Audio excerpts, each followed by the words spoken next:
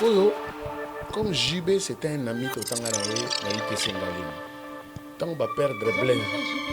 Mais bien sûr. Mais la télévision, au cas jamais convaincu. Mais nous avons besoin de l'Obango, c'est un ami, c'est un ami. Mais j'ai eu la chance de rencontrer un homme comme Babiando Machoko. Pourquoi tu dis ça? Bon, à l'État, quoi. Beaucoup de donc, tu as un évêque, le quoi, Sony, aux président Zofungabate. Pour président de la République, même à ta dénilé, c'est président Wanabino Bozolo, c'est camarade de Nabino, Botanganaye, Bokolanaye. Est-ce que Yeso, mais dans lobby, hein, mais Bango va yebi pourquoi? Sony Kafuta, Aouta na Lola Kitana si. Non, il y a Bossani Maramba, Sony Kafuta, il y a ma fille de Sarah. Qui a oublié cela? Nani a bossani que Denis laisse bakanga et tomonena pour une escroquerie balexay na télévision.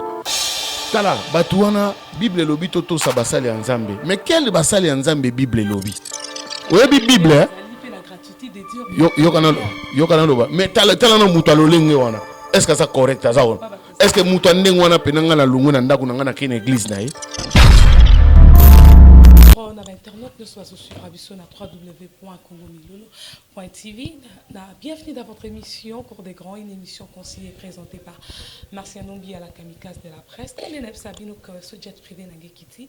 Il y a l'actualité aujourd'hui, jet privé n'a quitté par Sam Chitou, les lonaïs, tout sur la macambo belé, tout sur le bela.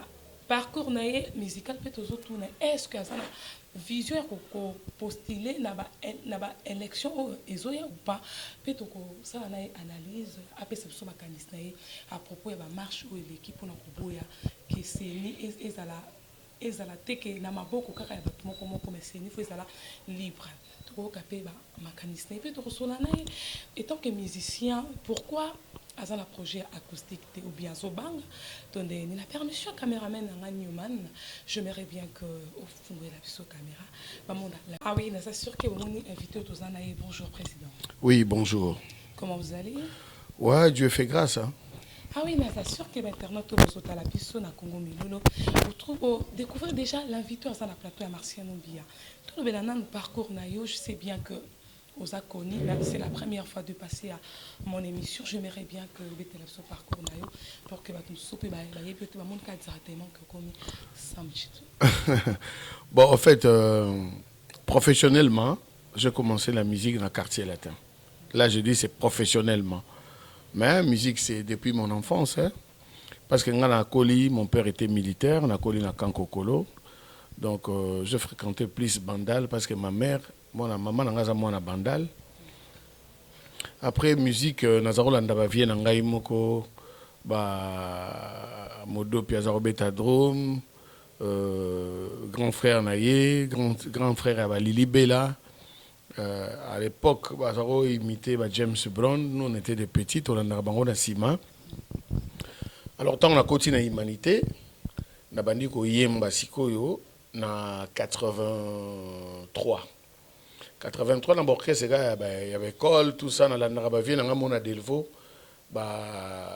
Nini ou Mokonzi, Kelly Manguta, l'orchestre, dans le Omanike, c'est-à-dire, Master, Basangsi, Bakomo, Nabango, Ojema, Masunga, Nini, Niwe, Kelly, donc, dans la Narabango, j'admirais, quoi. Donc, c'est-à-dire, je grandis un peu dans le milieu de la musique. Après, tu vois, c'est à Kitambo que je me suis intéressé à la musique. Pour la colline environnement à Mbonda, Odéon. La colline environnement à Odéon. Alors, en 84, est-ce qu'autant on a continué à tenir de la victoire, à tenir de la victoire, ils ont un orchestre. Il y a une école. Parce qu'à l'époque, normalement, dans le collège Bobo, tu as un orchestre. Athénée de la Gombezari, Eligo. Elikia, Didier Nyanks, Freddy Mambo, na Elikia. C'est-à-dire, au moins chaque école, l'Institut du Kassai, côté les Boukabou Yatanga, c'est-à-dire, tout une école à l'époque, il y a un orchestre. Alors, on a un orchestre Athénée de la victoire, on a un Loquas. Mais il y a un concert, un concert ici, il y a un concert, il y a un micro, il y a une animation. La même année, na kebeta na Irania Musica, un ami à moi, Bob Ceres Mondele Mokolombo Kara Mikili, que je salue. Yem teo memanga, master utaki poto, abia sam tous en orchestre mona na ma campagne. Yé na grand frère na Eric Divita, ndesiko na sen na kotisko na orchestre na bango, na Irania Musica, na ba Didier Petit, ba Papi Chibangu, ba Bine Bine, ba Aimé de Niemba, ba Justin Vetokele. Petit Nabiso Moro Boebe Beta, à Koufakutu, que son âme vraiment repose en paix. Papa Polo Sivisi, Tokutani Kuna, Orchestre Bou. Tant on a longuement tenu de la victoire, on a eu ITC Sengalema. ITC Sengalema, on a eu Orchestre Mounene et ITC Flash. Mais il y a un peu de parcours. Oui. Parcours, on a eu alors on a ITC Flash.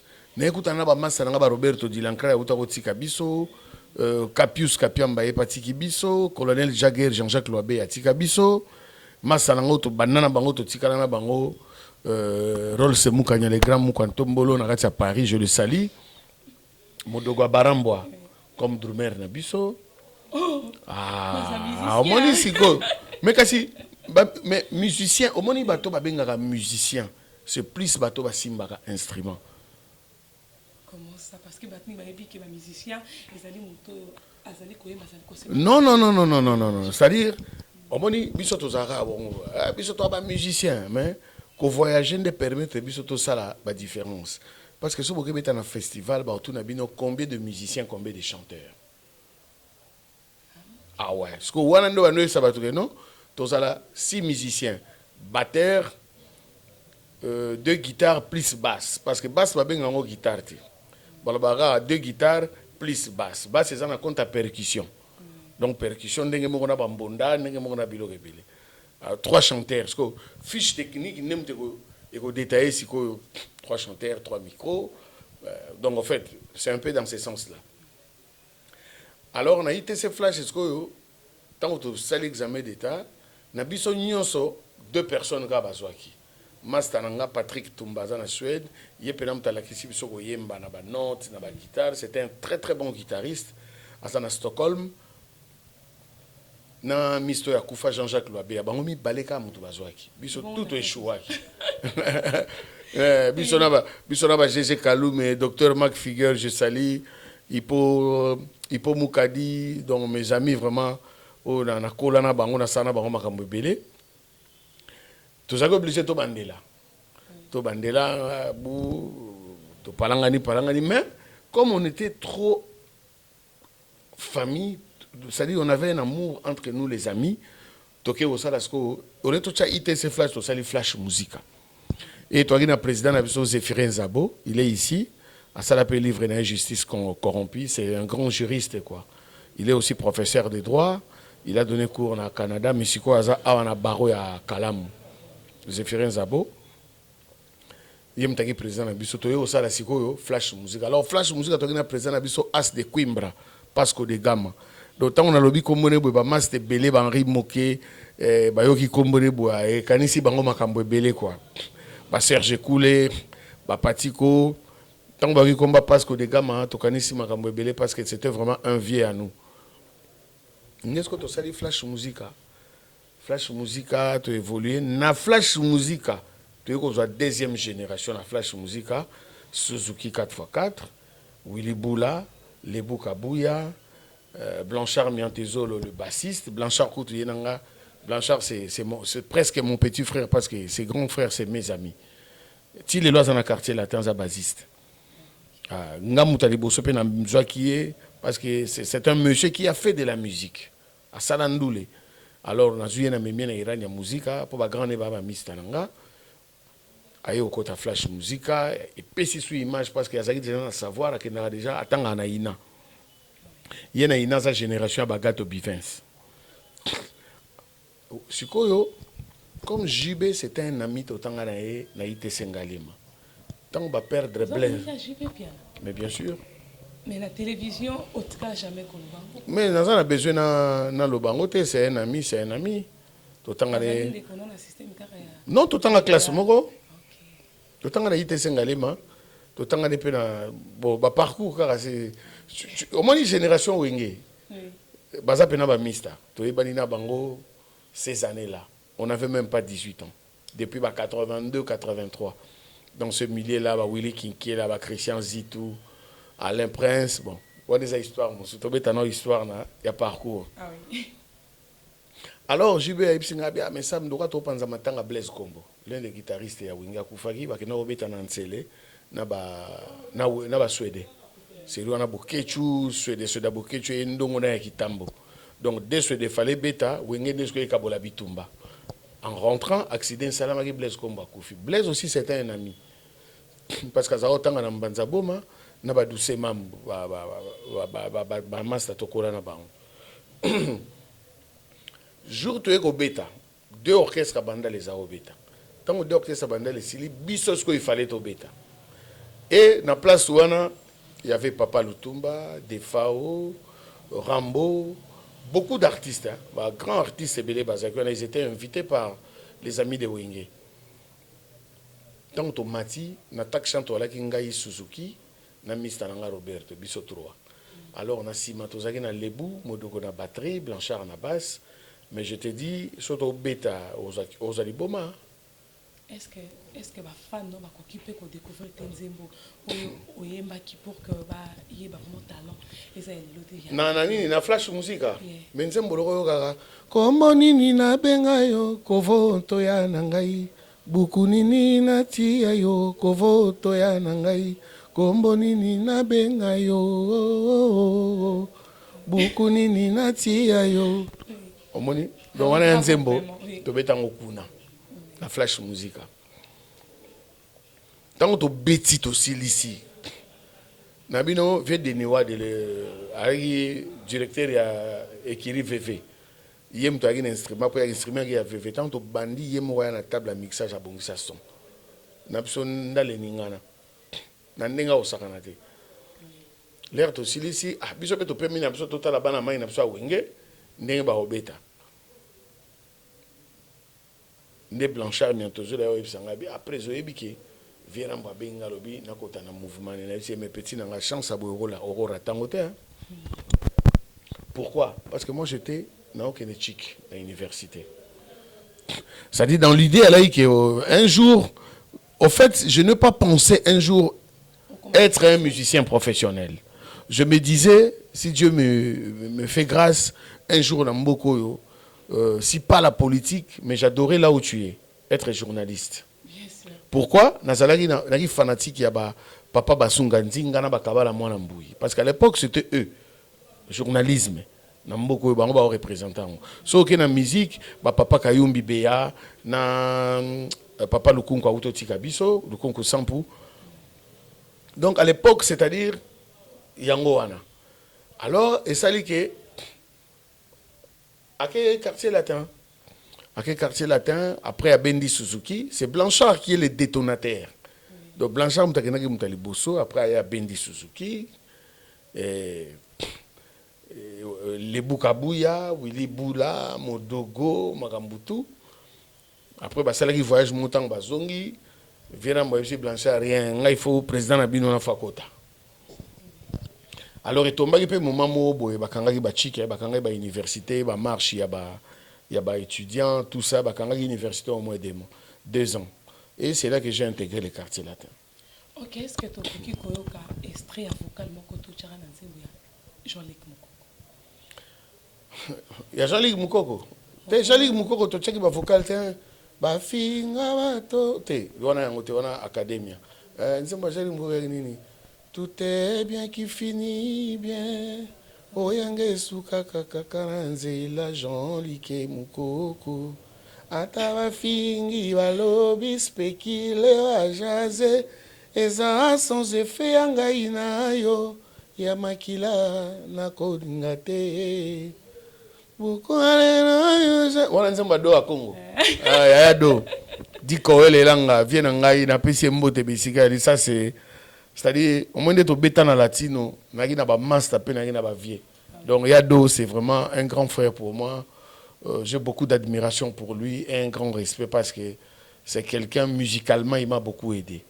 Ah oui, ce qu'on te dit, et pas Kofi, au côté qui parce que mais il y a une émission. Qui a assez de présence, il y a président. Oh, non, non, non, non. Toi qui es en répétition, il y a orchestre et flash musique. Parce que l'orchestre est au Kala, tout ça, on est à vacances. C'est-à-dire, vacances à Pâques, vacances à Noël, vacances à 2 semaines, pour Betty Bandoule. Non, non, toi qui es en répétition, tu vois, bou, makele, les Libanani, bou, virambo à côté. Botalaga Rambo. Vous comprenez? Vieux mot, on a la TV prêtre à débarquer ce qu'on a en répétition.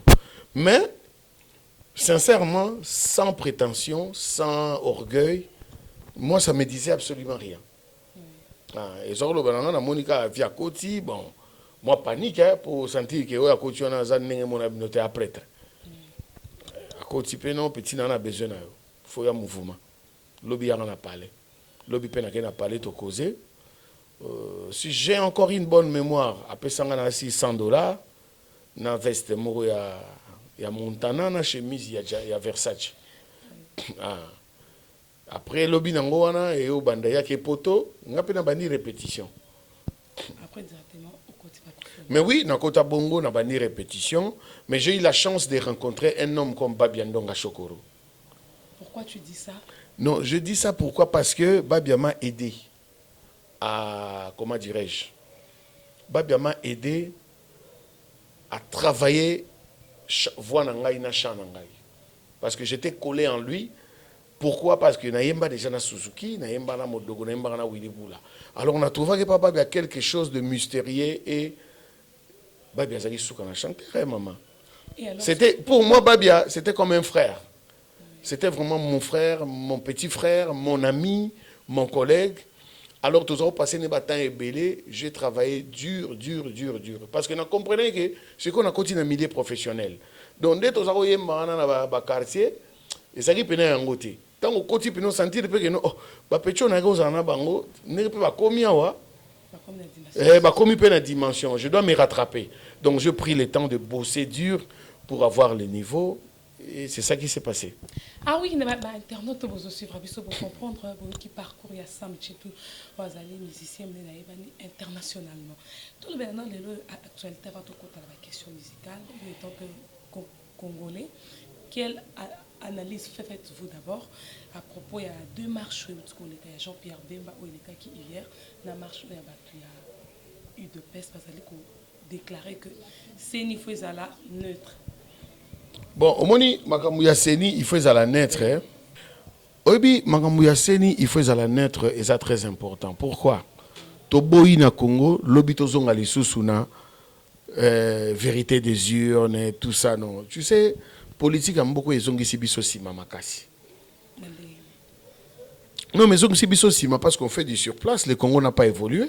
Sur le hymne national Nabiso, debout congolais, nous bâtirons un pays plus beau qu'avant. Et ça a toujours un futur. Au hymne national Nabiso, debout congolais, soko meki koyembango ata après mission au monake, et ça a toujours conjugué dans le futur. C'est-à-dire grandeur à pays, construire un pays dans le futur, dans la présenté. Nous bâtirons un pays plus beau qu'avant. Mais les lois nettoient. Mais le Congo était beau avant qu'aujourd'hui. C'est là pourquoi la politique est aussi cima. Parce que Batubaza toujours n'avait intérêt personnel. Baza bien, balingi mboka te, balingi nde bango baza la bien. Bozo préparer futur te mboka. Le président Félix Tshisekedi Tshilombo a tché état de droit. Mais il faut que l'état de droit wana yango ne futur ya mboka. Donc le londe tout comment préparer futur en mboka par état de droit. Tout ça on a besoin de politiciens congolais bas à la sincère, honnête. Au début de la vie, hein, il faut que la honnête et sincère envers Yomoko, avos à l'envers Batumsus. Parce que Kabila qui dit parce que Agnon Kolibiso va Congo, le mot est que tu as déjà changement, pourquoi pas donner la chance au président de la Non, mais il y a un dans le bâti. Non, on lui donne la chance parce que Tozanaye, on doit l'accompagner parce que l'état des droits est anini maman. État des droits, il ne faut pas bailler au béton mbatana mutu. État des droits déjà faut déjà qu'il avant de conduire mutu kananga faut na permis, faut na fout assurance. Et puis na ko somba volant droit tété, il faut na somba volant normal. C'est-à-dire un état parce que le loto loba bien le Congo situation toza nango lelo eza situation ya non état. Non état comment déjà Mais comment expliquer na mais na lobi ya maman. Yango na lobi no que notre président qui est Félix Antoine Tshisekedi Tshilombo, il est en train de préparer le futur du Congo. Comment beaucoup za na mboka bo conduire à na droite, bo ba volant à na gauche, mais il y a plus de voitures il y a volant droite que il y a volant gauche lelo. C'est-à-dire tu regardes place nini ba mema mboka oyo. Mais on doit aussi honorer et respecter nos dirigeants. Tout le monde n'est pas parfait. Kabila n'est pas devenu président au Congo par hasard. Non, parce que c'est Dieu qui l'a élevé. Félix est là aujourd'hui, c'est la main de Dieu qui est là. Toute autorité vient de Dieu. Maintenant, c'est à nous, le peuple, de les accompagner par les critiques positives, dans le sens positif, pour Mboka Ekende Liboso.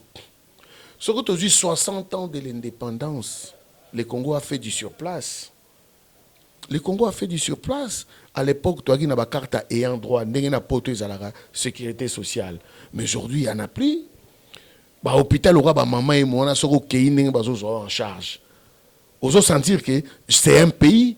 Et nous, on a eu la chance, il y a autant de bambou que belé, tout le monde a mikili à poto, mikilika et Afrique. Tu sens que Mboko Soboya qui a lelo, so besoin de 2 ans pour sentir que Bazalaki a comme une rond-point victoire. Mais le Congo, on est toujours en train de faire des surplaces pour Nanini, les intérêts des politiques. Par là, ceux qui disent comprendre bien, comme maintenant on a souci à Kokoma. Non.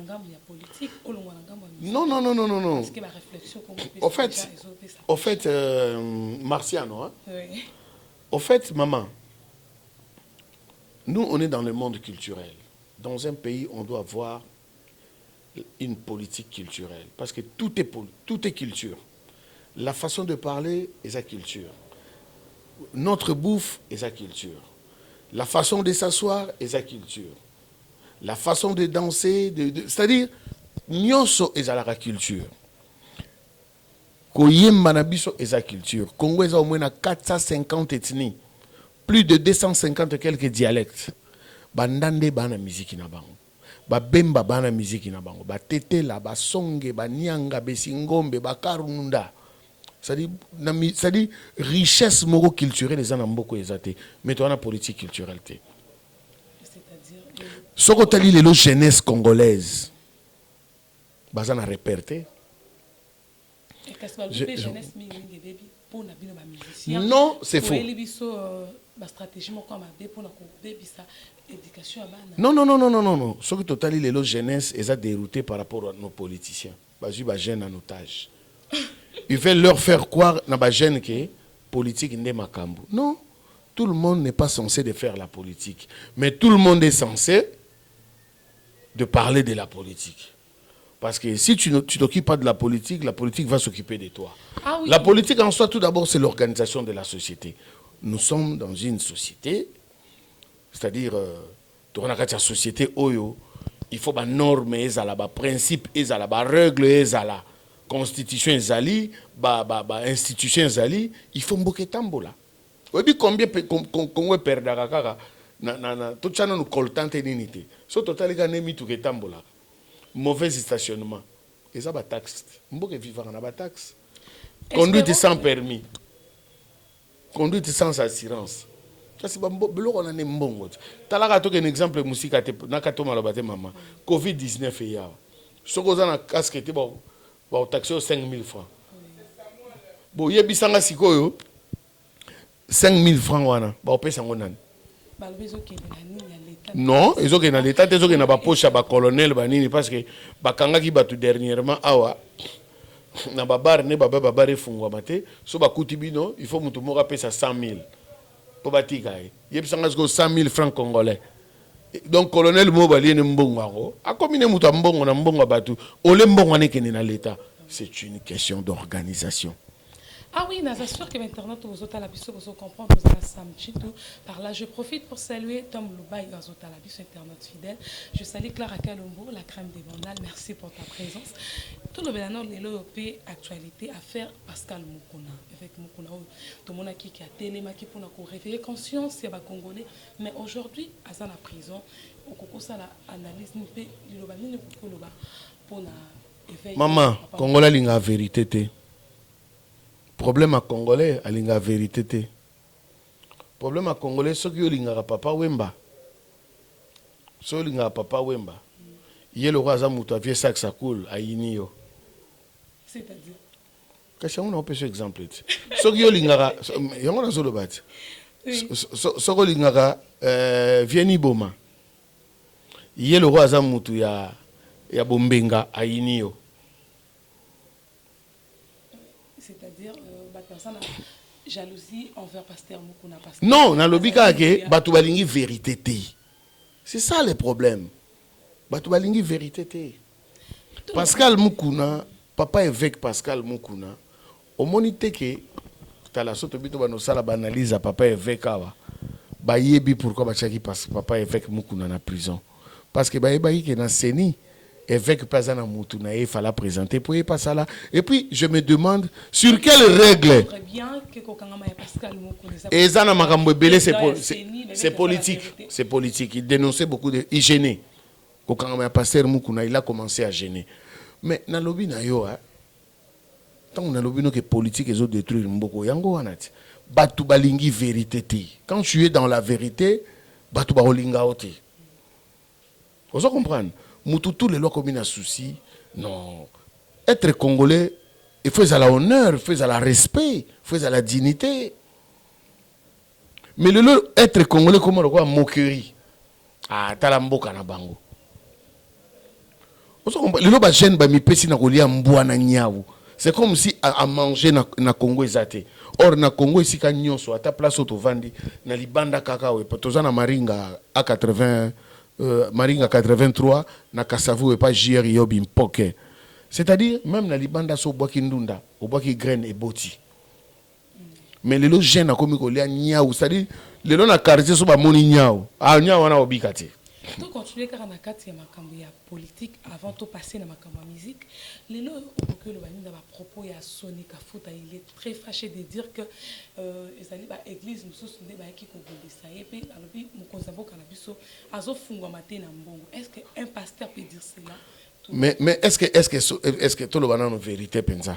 Donc tout ça sous la république il y a bénévolat quoi. Tout ça dans la république il y a ba donation. C'est-à-dire mbongo à l'état ko beaucoup donc talana no évêque le quoi Sony ozolo baké président zo funga maté. Pour président de la république wana même ata Denis Lese président wana bino bozolo aza camarade na bino botanga na ye bokola na ye est-ce que yeso mais na lobby hein mais bango ba yebi pourquoi Sony Kafuta auta na lola kitana se nani abosani makamba Sony Kafuta ya ba fille de Sarah qui a oublié cela? Nani a bosani que Denis Lese bakanga et tomonena pour une escroquerie balexay na télévision. Tala batuana Bible lobby toto sa basali nzambe. Mais quel basali nzambe Bible lobby? Ouais Bible hein. La gratuité de dire yo kana loba. Mais tala no mutalo lenge wana. Est-ce que ça correct ça? Est-ce que mutalo ndenge wana penanga na lungu na ndako na kene église na ye? Donc mieux vaut que tu n'as qu'un pas camarade na ngai prophète Gary Kenge. Mista nanga to kola na to betani ba musique ya ba jeunesse mais nzamba longola ye na kati na biso nde pa na ye to kenaka yango moni ba biso to lobaka avec sérénité na bobanga nzambe parce que nazana ba mista o to uti na bango na komela ba noir na kobeta ba ndule na ba nini mais na kati ya liloba nzambe to tika bangamba ba noir to zobeta ndule mais to banga nkolo. Vous comprenez? Tobanga yozo pesa nga peno mutozo tangela nga pena Sony Kafuta na Denis Lese. Est-ce que baza crédible? Donc pour na bango lokola bagina na république il y a comment dirais-je? Il y a donc facilement ba pesa bango mbongo facilement pour ba mobiliser rabatu, je sais pas pourquoi et pour qui. Donc bazo kanisa ke politique wana il y a comment le terme m'échappe. politique, il y a chance et le copain. À peu près comme ça, quoi. Mais il y a un vrai mot qui mangaille. Donc, le président Félix avant de bengi bino ba pasteur boya. Est-ce que bazana nous ba pasteur? Est-ce que bazana nous ba twanzambi? Na kati ya église na bango. Talato ke ne musika te poto na ba secret. Na kati ya église na bango. Mais bazana ba kati église na bango, ba boti na bana na basinyo so ba mama diaconesse tout ça bani. Yango ki nse monanga na yemba. Obali mobali ya mbongo ndima bambanda e. Obali mobali ya kuiti ndima makofi na koswana e. Soki obali pastere mama sepela na mabunza. Kasi zala ekenge na ba mama diagonese. Keba na ba mama diagonese na ba secrétaire. Ah oui, mais je te dis. Et puis bato dion soto bangaka. Yango moni cardinal Mosengo alobaki, il est temps que les médiocres dégagent. À l'époque, Batapé perdre se sentait qui visait. Mais Mosengo alobaki bangotin, alobaki il est temps que le pasteur médiocre dégage, les prêtres médiocres dégagent. Les politiciens médiocres, c'est-à-dire toute la médiocrité dans la société congolaise va dégager. Et les artistes médiocres, et vous les journalistes médiocres, parmi vous les journalistes médiocres, va dégager. C'est comme ça. Ah oui, l'internaute, vous comprenez, tout les cascos, d'un côté la musique, parce que d'abord, est-ce que vous avez acoustique? Parce que tout le monde est commis en vogue, tout le monde. Mais maman Nangaï, est-ce que ceux qui baninga va salir au faut qu'on sala? Non. Non. Non, c'est faux, c'est faux. C'est-à-dire, baninga o basali, bazo sala on kaka pona lokumu ya musique ya Congo. Pona pe ba prouver ba talent na bango. Yo sa sir faire nenga sala ya acoustique, nga prouver ba tuka boyemba. Tout le monde sait que pardon, Zelana Sissa. Tout le monde sait que Ferré c'est un très très bon chanteur. Moutounio soyez bien go. Moutounio soyez bien Kabo c'est à souka na chanteur. Est-ce que vous assure vraiment que Batou Basel Bango Basel non, et ça juste s'exprimer kaka. Tout ce qu'ils sont en train de faire, c'est pour juste honorer la musique congolaise. Ce sont des grands artistes. On n'est pas obligé nous tous de faire ça. Dans Salongo, il y a 3 ans, 4 ans passés. Ils ont Internet. Sérieux? Mais bien sûr. Ah oui, par là, je profite pour saluer les Koufi Azotalabiso. Je salue aussi Thierry Piokolo, Bambotena. Vraiment, je salue Abegandongo, le meilleur de tous les temps. Et je fais des gros bisous à mon fils Faustino, l'amour de maman. Tout le Bernard Lelo, à venir, il y a Academia. Ah, Académie Koufat. Académie Zarasout. Parce que ça a succès. Trio match ici peut ça la succès Bouka va stade de Koufa. Wenge pe Koufa, Dieu peut-être que Wenge Koufa. Té Wenge Koufa. Wenge 4x4 BCBG tout terrain et Koufa. Académie Koufa Sikoyo. Moi je suis monsieur Samuel, je m'appelle. Nazana ba petit nanga nazo beta na bango. Nazana ba projet belé na bango. Nyoso ka tokolo baté. Mais je suis en train d'évoluer parce que ça fait 11 mois là à Kinshasa. Et bon, il y a Kimbembe. Est-ce que tu as été ah, nzembo ya Che Guevara Kangaye. Ko Che Guevara Kangaye wana zela benga mbushi. Zela benga mbushi. Ah oui, vous comprenez, c'est l'ambiance de l'émission. Zela benga mbushi mutako expliquer yo. Mbushi mutako expliquer yo bien po. Yoko moko selanga makambo. Zela benga lipasa. Pona Akimbembe qui a ensemble, Zela benga lipasa. De l'émission, hein. Zela benga lipasa. Par là, je profite pour saluer les prières. Ils ont sonné. Place aux Otalanga et Garcia Kossi de Lyon. Ils ont sonné. Ils ont sonné quoi? Ah ouais. Les Valois.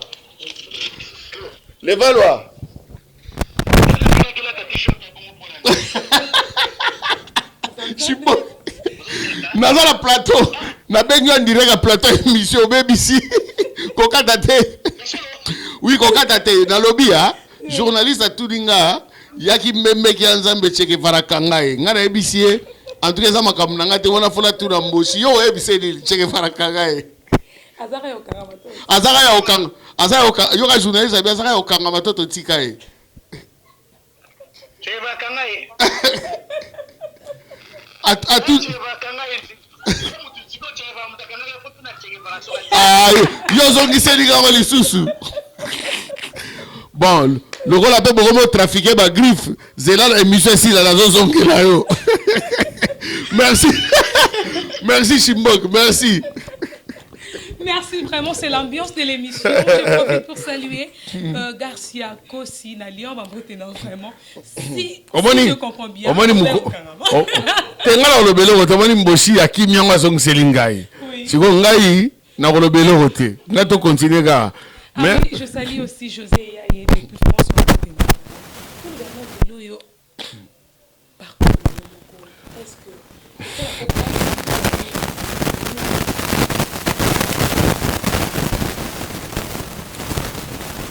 mais préviens, c'est la famille.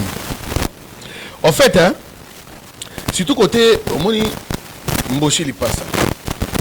Modogo Baramboa, Jeko Bourompe, la Yekou Tazana Kinto Zarane de temps en temps. Son monodolce parabolique, les Boukabouya, comme à Toronto, na Dandi Kalala. Pati Bass, l'homme de Kabanja. En fait, Bissomo peut pourquoi tu Kabona tu es baraté. Peut-être une suspect bolivesa quitté. Ah, toi, au moment où tu as besoin de bocho, tu as séqué dans le téléphone. Non, toi, na bolingo makasi, je te dis. Ngana modogo. Ça dit bisonyo sona to zana bolingo makasi. So pe na bengi buro siko question le boso tu nga check oza wapi. Bon, so et comme est-ce que émission to benga benga totika. Merci vraiment nayo. Comme déjà presque à la fin de cette émission, to ko balelo relation na na Koffi Olomide. Est-ce que vous avez toujours bien non, toi, on a une relation bien, mais j'ai beaucoup de respect pour lui. Pourquoi? Parce que nous avons Koffi Olomide, ça on dit mon miss des miss. Mais ça fait 21 ans. En fait, j'ai beaucoup d'amour pour lui, j'ai beaucoup d'estime et beaucoup de considération et beaucoup de respect. Parce que yé mutabi sanga. Hein? Pour batubaye bangalelo, c'est en tout cas ceux qui n'ont pas gagné en Tanzamba au CPLAT, mais n'a pas de koloba makam na bangote. Ah ouais, je salue bienvenue et bio la motivation de l'homme. Je salue aussi Igué de bien, vraiment Igué de bien. Je salue Rémi Léa, on s'habitue déjà à comboner dans mes émissions. Je peux aller. Donc comment on a quelle préparation que tu fais pour la ban? Bon, na minute yo, mutazo coordonné maramutu. Tozana ba Yaison. Nous avons des titres Mikolo, Yaison. Et tous ça le monument dans la commune d'Absouangalé, mais tous ça la Christian Londolé, le monument. Ok, est-ce que par là aussi tu peux profiter de faire aussi la chanson pour Namboka? Ngai tikanga na ba chanson Mboka, pardon. Ngai nazo sa musique na ngai mena linga Congo. Na éduquaka peuple na koloba na ngai. Na éduquaka peuple oyebike yo peut changer, oko éduquer batu place yo zali na musalo salaka. Je ne suis pas obligé na la musicien, to na la politicien parce que le long na Kinshasa toza suna ba leader d'opinion ta. Un vrai leader d'opinion to na commune Ngalema, na Bandal, na Kasavubu, na Kalamu, un leader d'opinion ndenge tant to kola na ba. Pardon, tant que zali ba chaîne to kola, il y avait des leaders d'opinion. Lelo il y a plus. Il y a plus. On est obligé de faire des efforts pour éduquer, encadrer notre jeunesse. Et bon, comment dirais-je, promotion de la chanson que tu as fait avec La Banane, c'était waouh. Mais... La Banane, c'est qui? Amaroula? Ah, Amaroula, vous savez qu'il est fitré. Bana mayele, batonda buzoba, bakombo nyonso bandaka na chi eza ya baluba. Bino nyonso bolo ya chichi. Ah oui, c'était vraiment bien. Ah ouais. Non mais je suis à Kin. Surprise plutôt c'est belé. T'es pour na fan nangai, pour na mista nangai, bande konanga les amoureux de la bonne musique, ba se soucier na bango te makamba bien ali. Makamba bien ali tout ça na Kin poto bosser, il y a de featuring monstrueux na kati ya Kinshasa parce que surtout le bien, oyebi que les loba jeune ba jeune ba osala mankambo ba jeune ba osala mankambo belé na Kin. Donc so ba nyo le ba makambo belé bo eza sou ba surprise hein. Ah oui, par là, je profite pour saluer Clara de Bruxelles et Rogal. Je salue Papa Fanfan Longa, AG Fanfan Longa. Ah bon? À Londres, Fanfan Longa. Oui. Mais en sous fonte. Ayamba. Fanfan Longa, aux sous fonte, aux réalisé promesse, on a été bon. Il faut bien à Clova de London. Na PC numéro à nous chasser au côté Manchester. Ah ouais, je profite aussi pour saluer Camionnette Mbola. Bambotena, vraiment, appelle là, ça qui bien. Je dis aussi un grand bonjour à Choubex depuis Canada. Je salue mon ami Junior Passa.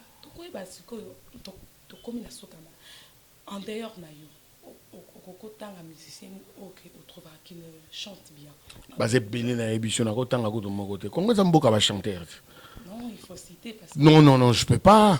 Je ne peux pas. Je ne peux pas parce que je n'ai pas cité na autant batu nyonso. Ah oui, par là, tu comme na souka émission, Liloba souka ni lobina ba fan na yo batala. Liloba na saluer bandeko nanga ba master nanga en direct de Paris, Tubingoi, excellence Galoringila, maître supérieur Patrick Mbinzo, Chou de Mambu Strateko, Dodi Kitadi le coordonnateur. Na pesi bino sombote Christo Chibwaba triple H. Mami Luvunga ya lelo ya sika. Beya elenge yo bongo. Sam Chintou en direct de Kin Label. Monsieur Samuel, je m'appelle. Le maître supérieur Patrick Mbinzo. Levi. Yoyebi Kaka. Kalate Bozo Zama Solo.